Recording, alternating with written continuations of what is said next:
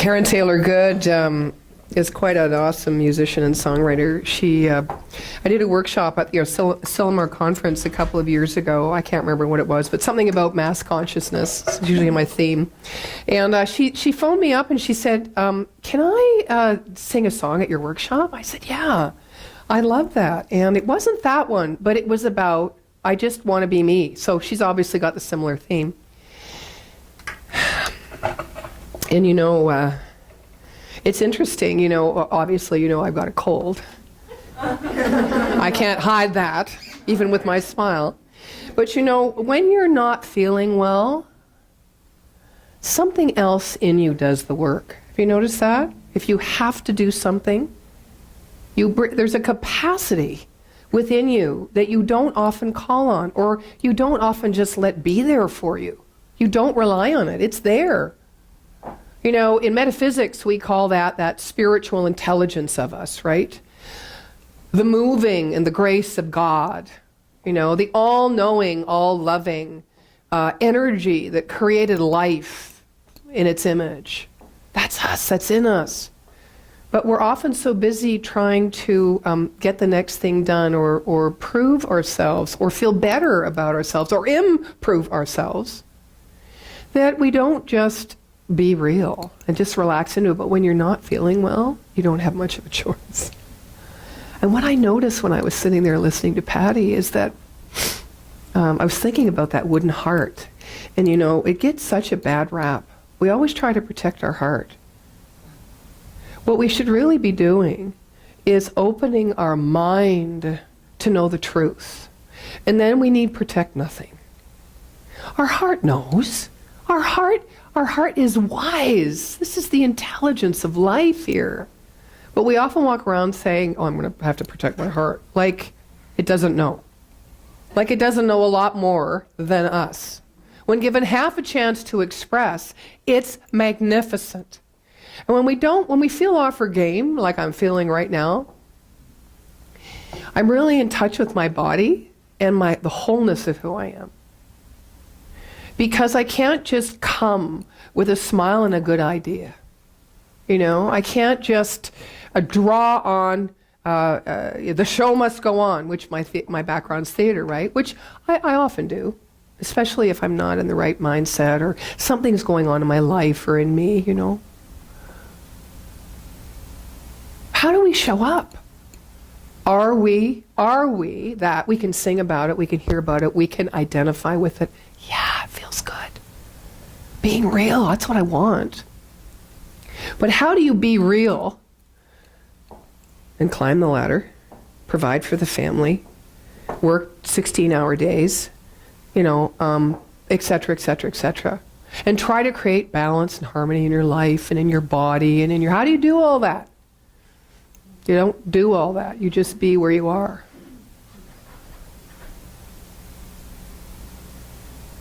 So in metaphysics, I love this particular teaching and this path because I can be all of who I am and let it hang out as I get more and more courageous to show the truth of who I am, because truly, I can tell you a million masks. Don't you have them? You know them, right? They're all for what reason? What purpose does it serve? To keep us separate. To keep us not in the game we say we want to be in life. To keep us away from our natural inherent unity, our unification. And if we keep separate from all the other people in our community or communities, then we're keeping separate within ourselves. We're divided against ourselves. And the cycle just perpetuates itself.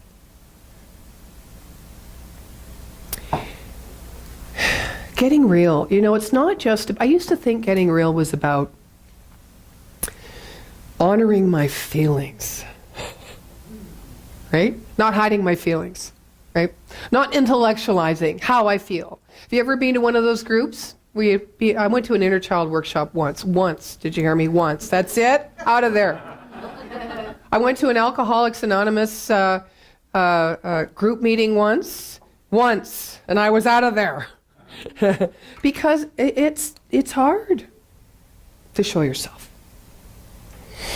And when I was in this little circle thing, and they were giving us little cards, and it said, so the facilitator, very gentle and gracious, said, okay, now everyone, yours is your first group exercise together, so we know you're probably going to be a little reserved at first, but, you'll work into it, and the day goes on. You'll get more comfortable. I went, way to go, set me up. Set me up for the fact that I'm not going to feel comfortable right here and right now. So anyway, I get the card. And the card says, so the instruction was, when you get the card, explain or share with the group how you feel about that. I thought, easy, I can do this. So I get the card. And the first words out of my mouth were, I think when I think about this, that it makes me, it was like beep, she had one of those things, and I got beeped like 5 times, and I got up and left the group. Why? Because I was starting to feel something. And it was called anger. and I was not going to show that. It wouldn't have been very pretty. But you see, don't we all have some feelings that we won't show because we think, what do we think? It's going to hurt someone. It's going to turn them off. They're not going to accept us. What it really is we're going to feel bad in our own eyes for being that way. That we couldn't help ourselves. So better to stop it when you start to get a sense and leave the room than, basically throw up over others. That's the way I look at it. Pardon? Well, it's like that exorcist, It's like, that's the way in my mind. That's the picture I get. If I'm angry or I'm not compassionate, because we grow up thinking we have to be good. We have to be good and nice. That's the spiritual path. How many people here have that good girl, good boy syndrome? Pretty much. 2. Oh, girl and boy. I see you're functioning at a full level. And that's what happens when you think get real. Oh, it's a great idea. You wish. But when it comes right down to it, I'm not so sure. And yet, we still seek it. We still want it. We want to be accepted for who we are, as we are. Think about life like that. There'd be less striving. Our whole needs and wants system would be turned upside down. The vision for what's possible in our life would accelerate and increase in its vibration, because we would know that where we are and who we are is the ultimate, the optimal of beingness. So it decreases the needs to reach, to seek, to know even. Imagine that. I don't know enough when I know enough. If we could let go all the things, all the limitations, what would life be like? Do we have an idea? If not, we better get one. Let's get one. Let's build a mental equivalent, a picture in our mind, not just intellectually, but a picture that we can own and feel and embrace in our body, in our heart. And let's start living that. There it is. Science of Mind 101. That's it.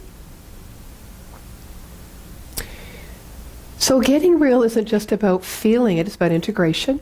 It's about being wholly present, about being where you are and accepting where you are, but it's also about getting clear in your mind. About who you truly are. We say your spiritual nature, but when we say that, it feels like it's separate from the humanity that doesn't always, do its best or meet up to whose expectations, I don't know. So, if we could but get a picture and get clearer on what's really important to us, we would be well on our way to being real. Last week I shared about Mexico, and for those of you, you're going to hear about it probably a few times. because I'm still digesting everything. And the idea was that I had nothing to do, nowhere to go, no one to be with, no one to support, no plans, and I was just walking. It seemed like aimlessly walking. And what I really got to see clearly, which totally shocked me, because I feel that I've accomplished a fair amount in my life. I've really put my best foot forward. You know, I've served, I've supported, I've helped, I've created. I'm an entrepreneur, you know. I got a mark. I'm a mark on the wall there, a little one, you know. But it's not that I don't like my own company, but it's that I have nothing to do when I'm by myself. Nothing to do. Right? So the only thing I could do was be. And when I was being, I had no idea what I was feeling, what I wanted, what I needed. I was just being. Do you know it was so unfamiliar to me? I mean, I do meditation, but I'm going in to do spiritual practice. You see, the mind sets itself up. Okay, that's what this is, and I'm going to do being. I've got an idea of what it looks like. But when you have no idea of what anything looks like, you're in the mystery, right? And it's hard to stay there, because you want to grab and grasp onto something, right? And what we first do is we grasp onto some idea. And from that, all things flow. All things unfold. And so then I came home with this Mexican cockroach bug or whatever it is. I have no idea. I was Googling last night all the little symptoms, trying to put them together, you know, and there's a million different, and I thought, oh, forget it. Just take your oil of oregano and sweat it out. You'll get better. Everything turns around eventually, right? No big deal. Take your mind off it. But what I got was interesting that I have this now, because I'm extenuating that within me that wants to rise, to know the truth of who I am in a manner that is next ready to be revealed, that my intellect could never figure out, is doing so because I've stepped back. I had 9 days of walking aimlessly, and now I've had 9 days of doing very little and watching my thoughts. It's very healthy spiritual practice just to watch your thoughts, because we're not our thought. That's not real. It's just what we're thinking in the moment.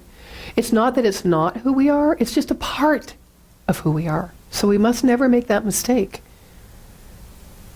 That it is who we are. I am my thoughts, I am my body, I am this, I am that last achievement.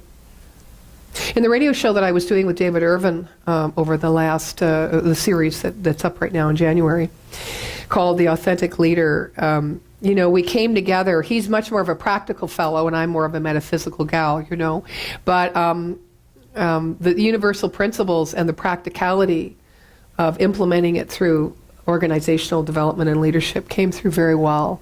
And one of the places we came together was, he said, you have to just start fresh with every thought.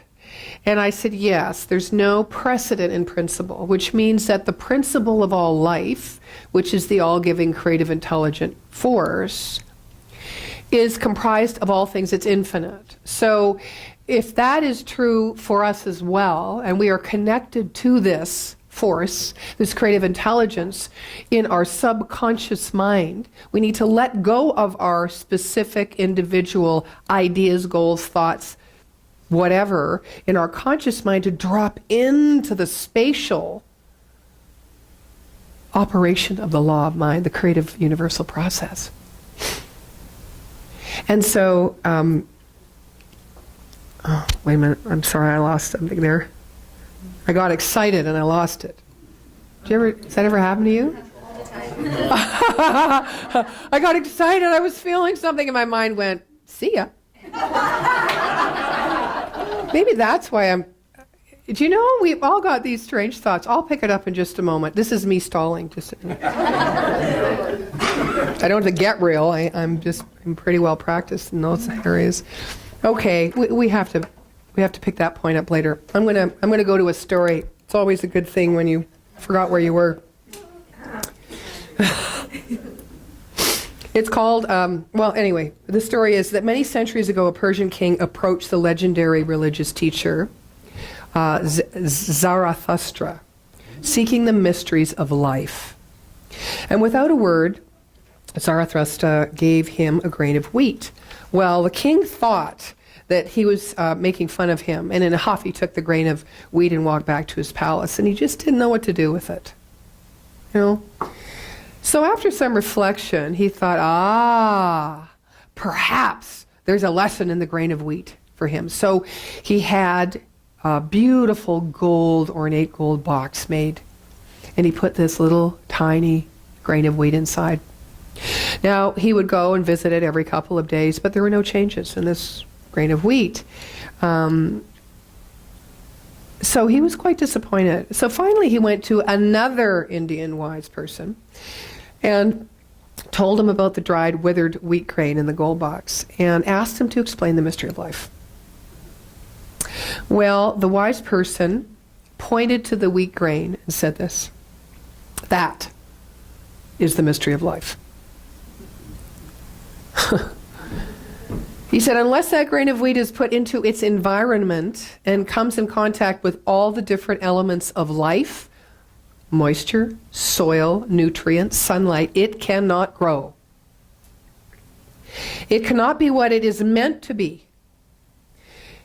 So if you keep it buried in this box, gold or not, it will remain a shriveled and lifeless piece of wheat. Nothing will happen to it. So I think sometimes that we're like that little grain of wheat.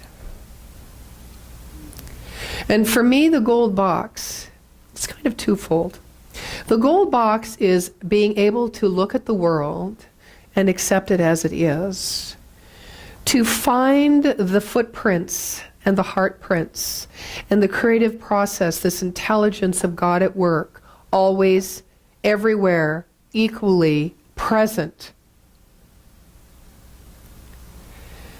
I think that's gold. I think there's nothing more precious than that in our life. And secondly, it's to bring within ourselves, within our own mind, the opportunity for our true authentic self, which is our divine humanity together, into expression. So we have to create that environment within ourselves.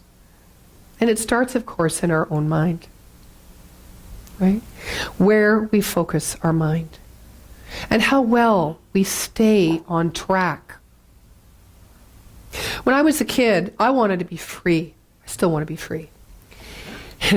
But I've grown in the sense of freedom because I've grown more real.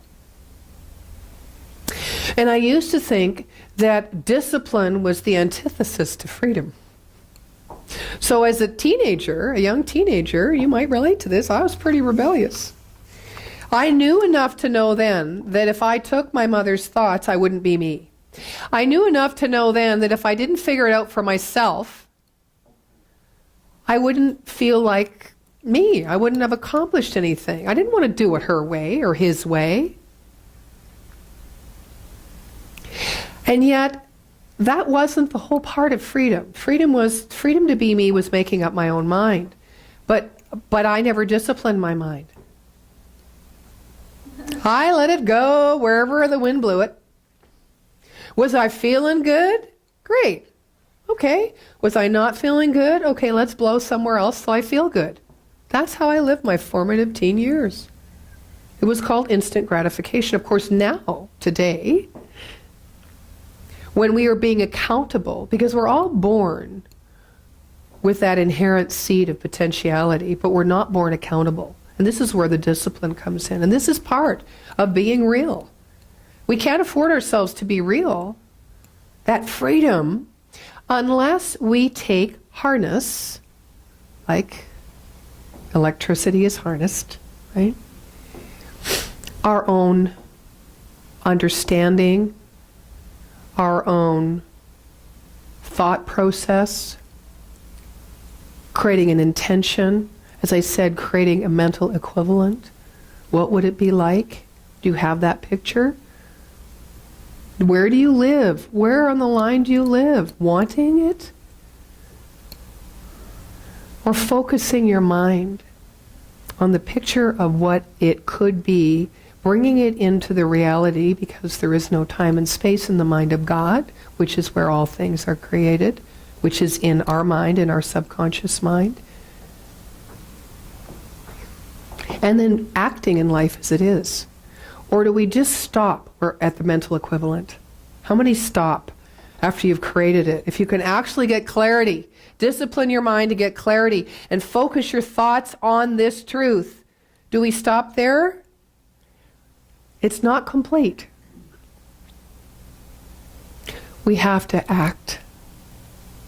We have to take it out for a walk, like our dogs. I'm not very good at that. I just open the door and let her run. I better look into that later. But that's it. We've got to focus on action as well. Now that grain of sand withered and died. Right? It was put in a most beautiful box. It was honored. There was some great mystery in it. Well, that's nice. But it died. Because it wasn't in a life-supporting, thriving environment. So when you do get this idea of what your life could be like, plant yourself in gold. And let that gold be the truth of your being right now as whole, complete, and perfect just the way it is, and the truth of every human being on this planet as the same thing. Know that the world works. We don't have to fix the world. We don't have to fix ourselves. We just have to be ourselves and let the world be what it is. Doesn't that feel good? But then we're back to being accountable for ourselves. If we're not really busy out here, then we have to be here. And things come up. Old hurts, vulnerability, pain, a need to protection. Here's a big one that I learned in Mexico. Well, I didn't learn it. I just kind of went deeper into it. All the things in my life that I have done just to be safe. I even had one of those arguments. I always remember Patty when we were doing practitioner studies together at the Center for Positive Living. Patty came in once and we do this treatment thing, and she came in and she said, do you know what I'm going to say? All right, today we're going to do a barnstorming treatment. And I'm like, what does that mean? And she said, we're going to treat out loud, and we're going to treat all together, and we're just going to let that energy rise. And I thought in my mind, she's crazy. You know, prayer is sweet, and it's soft, and it's personal. What was going on for me was I didn't feel safe with that idea at all. At all. So what I was learning is that how many choices that I've even forgot I've made to keep safe. You can't be real and be safe. On the path to being real, you've got to risk. You got to be vulnerable and know that God's got your back. This intelligence is born within you. You don't have to do anything to get it. You just have to allow it. So, I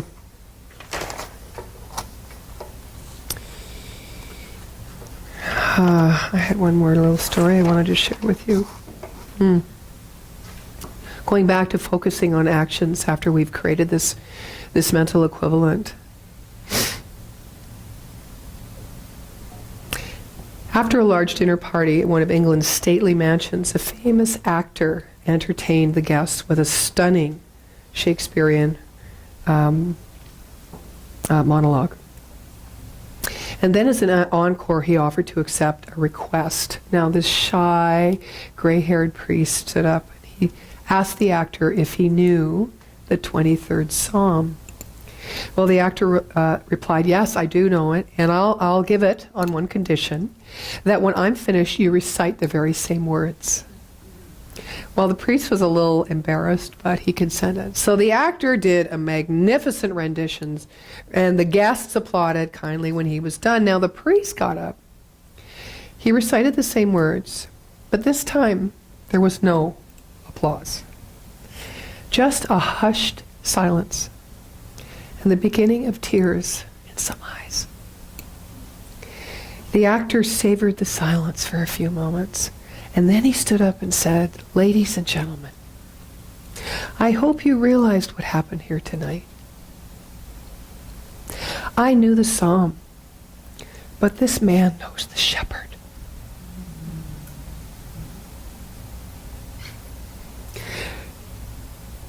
Just as you cannot know the shepherd by a rendition of the Psalms, so you cannot know the real self through reading a book about it. You have to know it takes daily practice. It takes courage to stand alone. It takes courage to act. It takes faith and every day a building trust that you are so much more than you have experienced yourself to be in life. That you are not your thoughts, that you are not your past experiences, that in you lives a principle of intelligence and creation that is not bound by anything that has gone before. That is freedom.